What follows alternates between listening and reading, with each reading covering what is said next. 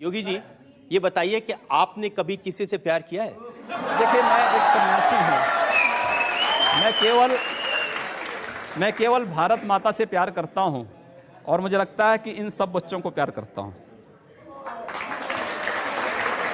अब एक तस्वीर मुझे मिली ढूंढते ढूंढते, आप बाघ को, टाइगर को दूध पिला रहे हैं। टाइगर जैसा साहस जिसमें होगा वही टाइगर को दूध पिला सकता है।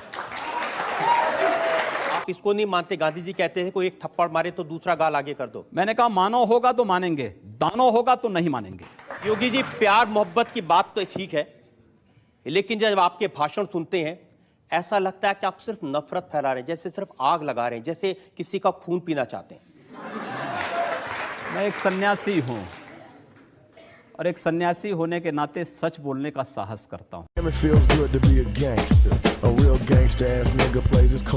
ऐसा सच आप कहते हैं कि अगर एक हिंदू का खून बहेगा तो हम 10 मुसलमान का खून बहाएंगे? मुझे लगता है किस परिप्रेक्ष्य में हुआ है, किस परिप्रेक्ष्य में कहा गया है, पूरा वक्तव्य सामने आएगा तो मुझे लगता है उस पर ज्यादा बेहतर तरीके से बोलूंगा। चलिए, आपको मैं पूरा वक्तव्य सुना देता हूं। आपका ऐसी क्या बात है? अगर एक हिंदू का खून बहेगा तो एक हिंदू के खून के बदले आने वाले समय में हम प्रशासन से एफआईआर दर्ज नहीं करवाएंगे, बल्कि कम से कम 10 ऐसे लोगों की हत्या अवश्य करवाएंगे जो लोग किसी कतई अब बर्दाश्त की सीमाएं समाप्त हो चुकी हैं। कि पूरे फ्लो में बोल रहे हैं आप। भगवा वस्त्र पहन के, हाँ। साधु का रूप धारण करके इस तरह की नफरत की बात करना ठीक है? देखिए, मैंने उस बात को कंडीशनल कहा है। अगर कोई आपको मारेगा तो मुझे लगता है कि सामने कोई मानव होगा तो उस मानव को आप ये मान सकते हैं कि आपने एक थप्पड़ मारा, आप दूसरा थप्पड़ भी सहन कर सकते हैं। लेकिन अगर सामने दानव है तो अगर मारना एक हाथ से मारता है, दूसरा हाथ से उसका जवाब भी दीजिए। मैं एक सन्यासी हूँ। अगर हमें शास्त्र का प्रशिक्षण दिया गया तो शास्त्र के साथ साथ शस्त्र का भी। अगर हमारे हाथ में एक हाथ में माला है तो दूसरे हाथ में हम भाला लेकर के भी चलते हैं, जिससे समाज को शिष्ट भी किया जा सके और दुष्टों को उनके कृत्यों की सजा भी दी जा सके। एक सन्यासी का सही कर्तव्य होता है।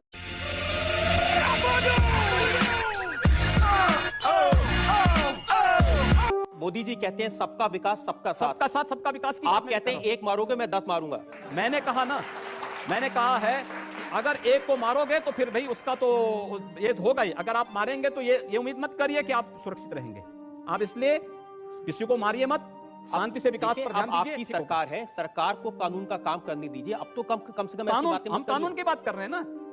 हमारी जो भी बातें कंडीशनल हैं। अगर आप शांति से रहेंगे तो हम भी शांति से रहेंगे। आप विकास पर ध्यान देंगे तो हम तो विकास में आपको और सपोर्ट करने वाले हैं। हमारे यहाँ भारत के अंदर मैं तो आप चाहता हूं सिर्फ आप जनता से आज इतना वादा कर दें कि आप इस तरह के भड़काने वाले बयान नहीं देंगे, आप आग लगाने का काम नहीं करेंगे और वाकई में सबको साथ लेके चलेंगे। जो अगर बशर्ते अगला पक्ष शांति से रहेगा तो मुझे प्रसन्नता होगी उसके विकास करने में योगदान देने में। और अगर अगला पक्ष शांति से नहीं रहेगा तो क्या करेंगे? अगर शांति से नहीं रहेगा तो उसको शांति से रहना सिखाएंगे।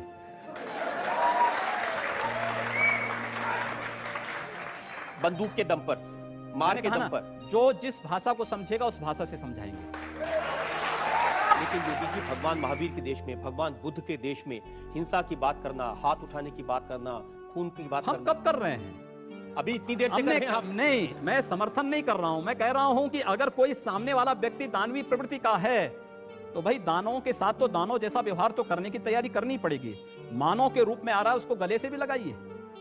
हिंदू मुसलमान, नफरत, मार काट, ये क्या शोभा देता है मंदिर के महंत को, भगवा पहने साधु को? हम कहां मार काट करवा रहे हैं? हम तो शांति से रहना चाहते हैं, बहुत शांति से रहना चाहते हैं।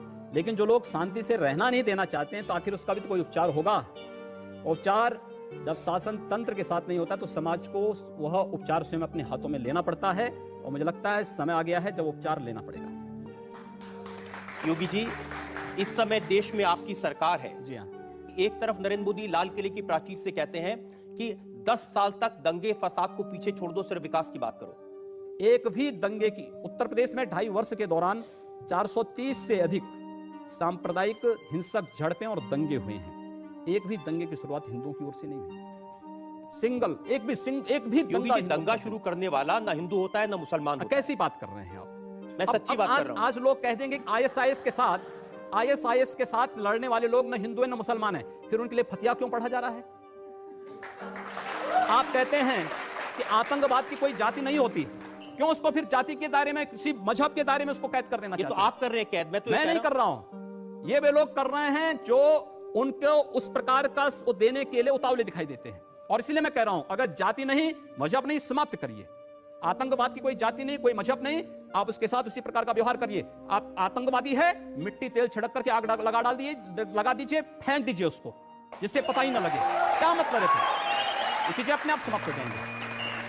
योगी जी, मुझे थोड़ा सा अजीब लग रहा है कि एक योगी से, एक महंत से मैं प्यार, मोहब्बत, इश्क की बात कर रहा हूं, लेकिन कुछ मामला ही ऐसा है, योगी आदित्यनाथ प्यार मोहब्बत पर पाबंदी लगाना चाहते हैं।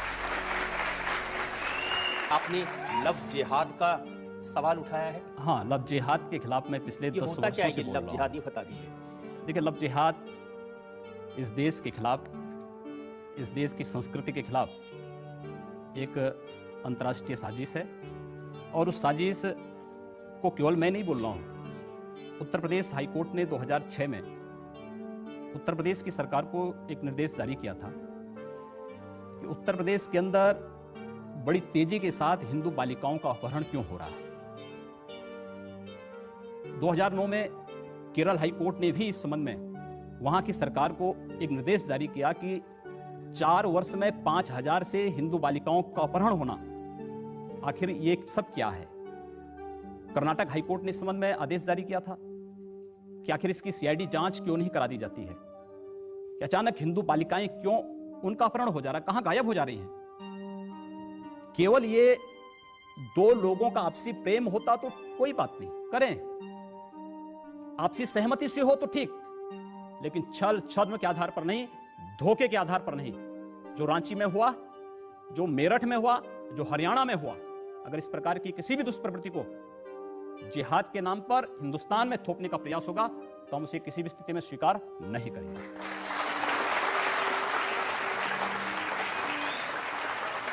योगी जी, कुछ अजीब बात नहीं है कि अगर हिंदू लड़की मुसलमान लड़के के साथ भाग जाए तो लव जिहाद, और अगर किसी मुस्लिम लड़की से हिंदू लड़का शादी कर ले तो जिंदाबाद कहते हैं। ये डबल स्टैंडर्ड क्या है? केवल स्टैंडर्ड नहीं है। हिंदू लड़के के साथ कोई मुस्लिम लड़की जाती है तो अपनी सामाजिक सुरक्षा के नाते जाती है, इस बात को लेकर के जाती है कि वह हिंदू लड़का उस लड़की को लेके जा रहा है तो एक शादी के अपने व्रत को निभाएगा, उसकी सामाजिक सुरक्षा की गारंटी देता है। क्या इस्लाम इस बात की गारंटी देता है? नहीं। वहां उनके साथ एक, वहां पर एक जो हो रहा है, इसके पीछे तो बहुत बड़ा अंतर्राष्ट्रीय गिरोह काम कर रहा है लव जिहाद के नाम पर। इस पे पैकेज घोषित हुए हैं, हिंदू बालिका का अपहरण होना, उसके साथ जबरन दुष्कर्म करना, उसकी जिंदगी को बर्बाद कर देना, उसके अलग अलग पैकेज घोषित हैं। और ये धोखे के नाम पर आखिर क्यों अपना पूरा नाम नहीं बताती हो पहले से? रोज तो समाचार पत्रों में आ रहे हैं, रोज तो आप देख रहे हैं, रोज तो इस प्रकार की बातें आ रही हैं कि पहले नाम उसका कुछ और है, परिवर्तित नाम में कुछ और करके बाद में जब वास्तविक स्वरूप में आती है तो वो बालिका तब अपने आप को देखती है कि हमारे साथ धोखा हो चुका है। अपना सही नाम बताइए। क्यों आप गुड्डू, पप्पू और अन्य नाम पर बेवकूफ बना रहे हो समाज को? सही नाम से सामने आइए। मैं इसलिए पूछ रहा हूं क्योंकि जब आपने इश्क नहीं किया, मोहब्बत नहीं की, तो आपको क्या मालूम जब कोई किसी को दिल देता है तो उसका बायोडाटा थोड़ी पहले पूछेगा। ऐसा नहीं। देखिए, सवाल यह है कि आप अपने पूरी जिंदगी के बारे में, शादी ब्याह को केवल 2 व्यक्तियों का मेल मिलाप नहीं मान सकते। यह समाज की वह आधारशिला आप खड़ा करना चाहते हैं जिस पर इस राष्ट्र का भवन तैयार होना है। आप इसको केवल एक दिन का खेल नहीं है प्यार, ये जीवन भर चलने वाली एक प्रक्रिया है और उस पर आधारित जो व्यवस्था होगी उस देश की नींव बनेगी। वो केवल 1-2 लोगों का मिलन नहीं है, उस समाज की और अंततः इस राष्ट्र की आधारशिला है। एक आधारशिला आप रखने जा रहे हैं। वो आधारशिला अगर गलत होगी तो फिर भवन भी भरभरा करके गिरेगा। आधार मजबूत होगी तो भवन भी उतना ही मजबूत होगा। उस मजबूत भवन के निर्माण के लिए, राष्ट्र के उस मजबूत आधार को स्थापित करने के लिए हम इस बहस को चला रहे हैं।